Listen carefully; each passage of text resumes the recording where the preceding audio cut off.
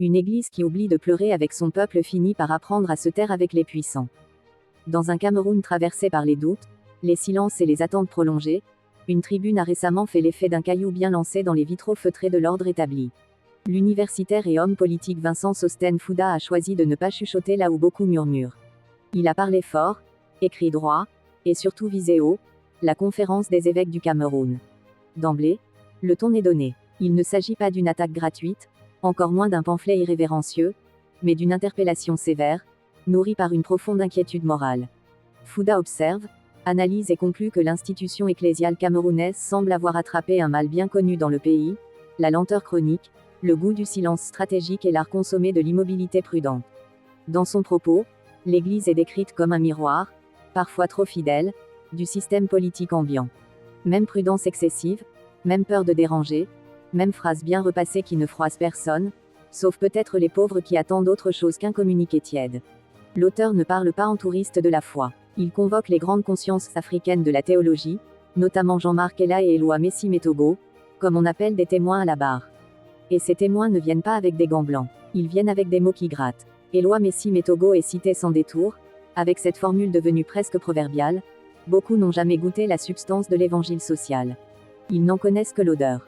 Une odeur, c'est agréable, mais ça ne nourrit pas. Et manifestement, selon Fouda, une partie de l'épiscopat se contente de parfumer l'air pendant que le peuple a faim de justice.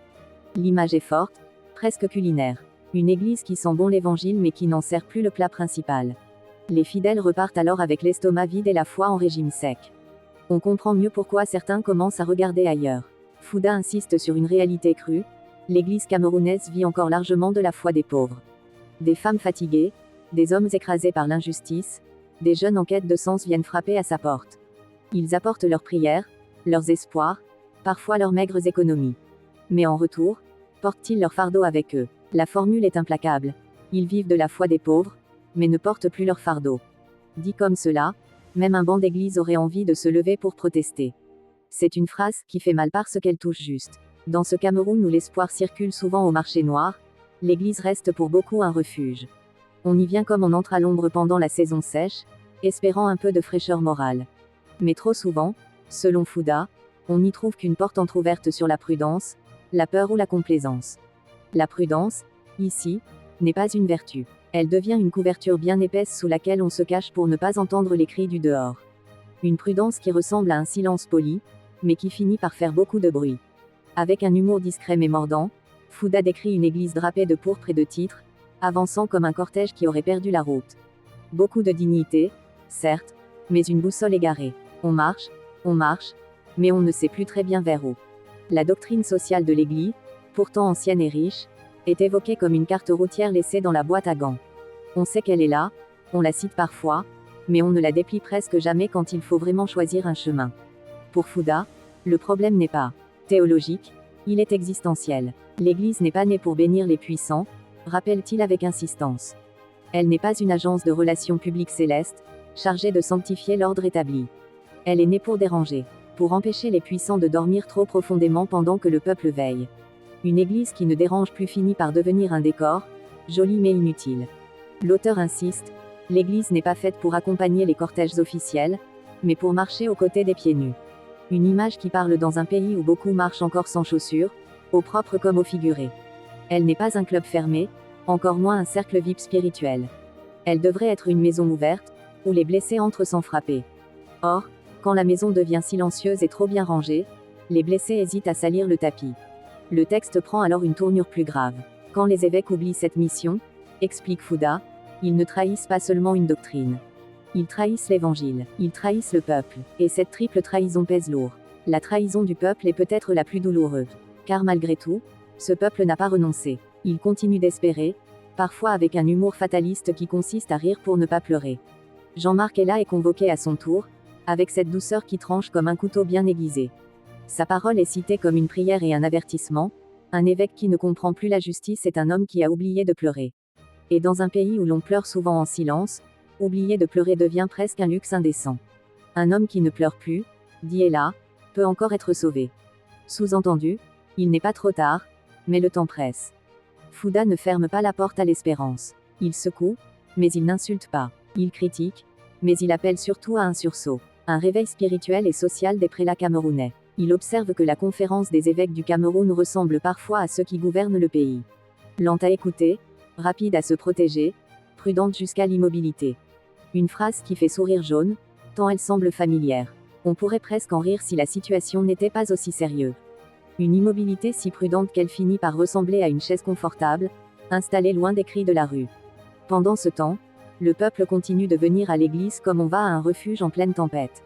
Il espère y trouver la vérité, la justice, un souffle. Il repart parfois avec un bulletin paroissial et beaucoup de questions. Fouda rappelle que l'église n'est jamais plus vraie que lorsqu'elle se laisse réveiller par les pauvres. Pas par les salons feutrés, ni par les invitations officielles, mais par les voix rauques de ceux qui n'ont plus rien à perdre. Dans son analyse, le Cameroun lui-même n'est jamais plus digne que lorsqu'il se souvient que la justice n'est pas une faveur. Ce n'est pas un cadeau distribué selon l'humeur du moment. C'est une exigence qui devient prière. Et une prière qui se transforme en combat. 3 mots simples, mais lourds de sens dans un contexte où beaucoup prient sans combattre et combattent sans justice. Le texte de Fouda s'inscrit dans un contexte particulier. Les attentes envers les autorités religieuses sont fortes. Dans une société fragilisée, elles restent des repères éthiques majeurs. Quand ces repères vacillent, c'est tout l'édifice moral qui tremble. Et Fouda, avec son humour grave, semble dire « Attention, les murs peuvent être épais, mais ils ne sont pas sourds ». Son propos ne vise pas à opposer foi et politique, mais à rappeler leur responsabilité commune envers la dignité humaine. Une dignité qui ne se négocie pas et ne se met pas en veilleux. Le mot complot, dans le titre, n'est pas pris au sens classique. Il s'agit plutôt d'un complot du silence, de l'habitude, de la prudence excessive. Un complot sans réunion secrète, mais aux effets bien réels. Dans ce complot-là, personne ne signe de document. On se contente de ne pas parler, de ne pas agir, de ne pas déranger. Et pendant ce temps, la souffrance continue son travail. Fouda ne prétend pas détenir la vérité absolue. Il pose des questions qui dérangent, avec un humour parfois amer. Un humour qui consiste à dire des choses très sérieuses avec un sourire crispé. Son texte rappelle que l'Église africaine a produit des penseurs courageux. Les citer, c'est rappeler que le courage fait partie de l'héritage, pas seulement des archives. Il invite les évêques à relire leur mission, non pas à la lumière des équilibres politiques, mais à celle des visages fatigués qui remplissent les bancs chaque dimanche. Il rappelle aussi que le silence peut être interprété. Et dans un contexte de souffrance, il est rarement interprété comme de la sagesse. Ce reportage ne prend pas parti, il rend compte. Il expose une critique, il la contextualise, et il en souligne les enjeux. C'est là le rôle du journalisme, informer sans enflammer, éclairer sans aveugler. La tribune de Vincent Sostène Fouda agit comme un rappel à l'ordre moral. Elle ne condamne pas définitivement, elle appelle à une conversion. Conversion au sens noble.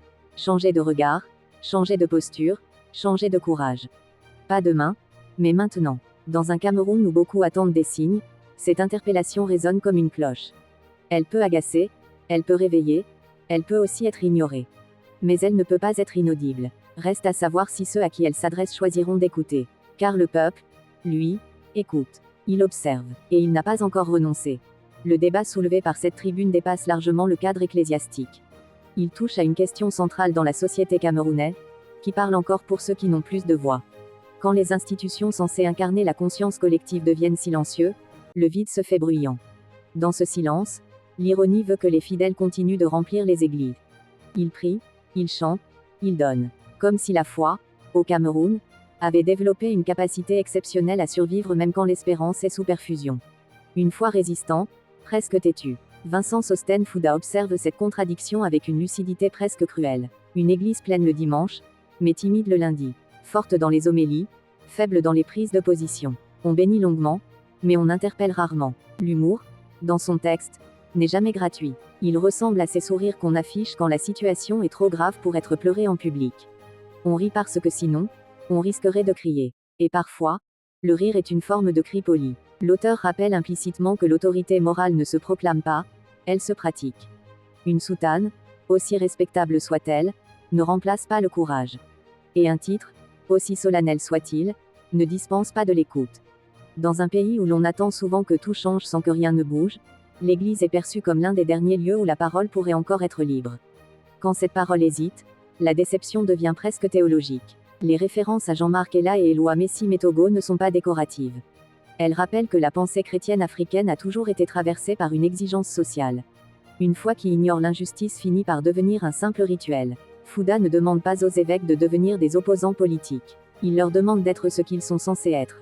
Des veilleurs. Or, un veilleur qui dort profondément peut difficilement annoncer l'aube. Le peuple, lui, continue de marcher. Parfois pieds nus, parfois à reculons, mais toujours avec l'impression que le chemin est plus long que prévu. Il regarde vers l'église comme on regarde une lumière lointaine, en espérant qu'elle ne s'éteigne pas. Dans cette attente, chaque silence institutionnel est interprété. Et souvent, il est compris comme une approbation tacite. Ce qui n'est pas dit finit par parler plus fort que les discours officiels. L'un des paradoxes soulignés par cette tribune est que la prudence, censée protéger, finit par exposer. Une église trop prudente devient vulnérable à la critique, précisément parce qu'elle semble absente là où on l'attend. Avec un humour presque désabusé, certains fidèles diraient que l'église camerounaise marche si lentement qu'elle risque d'arriver en retard à sa propre mission. Une mission pourtant annoncée depuis des siècles. Fouda rappelle que la justice n'est pas un luxe réservé aux périodes de stabilité. Elle est d'autant plus nécessaire quand tout vacille. La repousser au nom de la paix revient souvent à reporter le problème, pas à le résoudre. Dans son analyse, l'auteur ne désespère pas de l'institution. Il croit encore à sa capacité de sursaut. C'est d'ailleurs ce qui rend sa critique crédible. On n'interpelle que ce qu'on espère voir changer. Le texte agit comme un miroir tendu à la conférence des évêques du Cameroun. Un miroir sans filtre, sans éclairage flatteur. Et parfois, le plus difficile n'est pas de regarder, mais d'accepter ce que l'on voit. Le peuple camerounais, souvent décrit comme résilient, commence à se fatiguer de l'être. La résilience permanente finit par ressembler à une obligation morale injuste. Même la patience a besoin de réponses. Dans ce contexte, la parole religieuse reste attendue, scrutée, analysée. Chaque mot compte, chaque silence aussi, et l'absence de position devient elle-même une position. Fouda invite implicitement à retrouver une église qui marche avec le peuple, pas devant pour donner des ordres, ni derrière pour observer, mais à côté. Une église qui écoute avant de parler, mais qui parle quand il le faut. L'humour discret du texte rappelle que le Cameroun est un pays où l'on plaisante même sur ses blessures. Mais derrière la plaisanterie, la douleur reste intacte. Et la foi ne doit pas servir de pansement permanent à l'injustice. Cette tribune s'inscrit donc comme un appel à la cohérence. Cohérence entre la foi professée et la réalité vécue. Entre les paroles prononcées et les silences entretenus. Poursuivre ce type d'analyse approfondie, comprendre les enjeux sociaux, religieux et politiques qui traversent le Cameroun, et rester informé des actualités les plus importantes, abonnez-vous à la chaîne 24 heures INFOR. Parce qu'une information éclairée